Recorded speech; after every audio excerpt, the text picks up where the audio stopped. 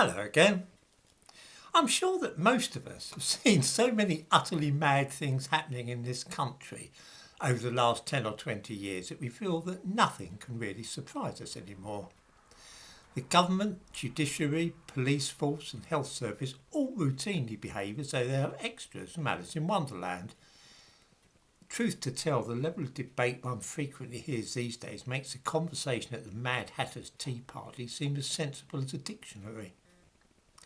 However, every so often one comes across something which stands out from the rest of the lunacy to the extent that we have to go through the thing very carefully 2 or 3 times just to make quite sure that we have not misunderstood the situation about which we are reading.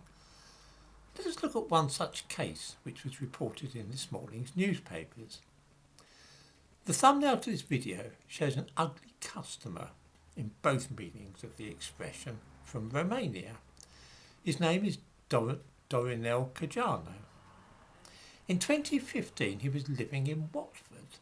One night he became extremely intoxicated and launched a savage assault upon his wife, trying to kill her with a carving knife. He stabbed her so severely that she spent 4 months in hospital and has been left with dreadful scars. Fortunately, she was not killed.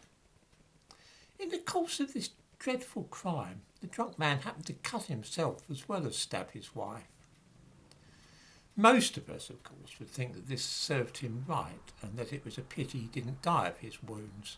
But since these amounted only to a few cuts on his fingers, there was no real danger of that happening.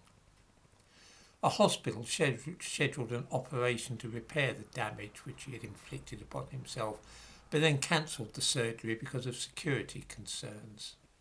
He was a dangerous madman, of course. The man was later sent to prison for 11 years, of which he served only 5 before being deported to Romania. Here is where the unbelievable elements emerge. While in prison, he sued the National Health Service for negligence because they did not make more of an effort to repair his damaged fingers. Yes, seriously. It is almost beyond any belief that he was successful, and the judge awarded him £8,500 damages. The next part of the story will cause some viewers to gasp, I fear. Cajano thought that a very poor amount to be offered, and he appealed against the damages. And now a British judge has doubled his compensation, so that the NHS will have to send him £17,000 to Bucharest. In the description to this video, I give a link to a news story about this case. There are 1 or 2 points which strike most normal people immediately about the case. The first is that if you set out to get drunk, then you have only yourself to blame if you somehow injure yourself as a result. It is certainly no defence in law or mitigation when considering responsibility for a crime to say, I was drunk at the time.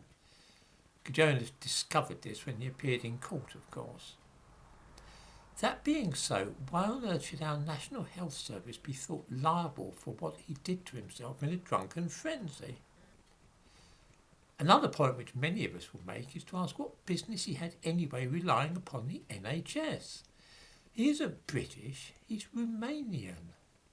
If I obtain medical treatment in other countries, I expect to pay for it unless I have extensive medical insurance, which this man did not. Why are we such mugs? Why do we let all the world and his wife and kids take advantage of the NHS? No wonder it's failing.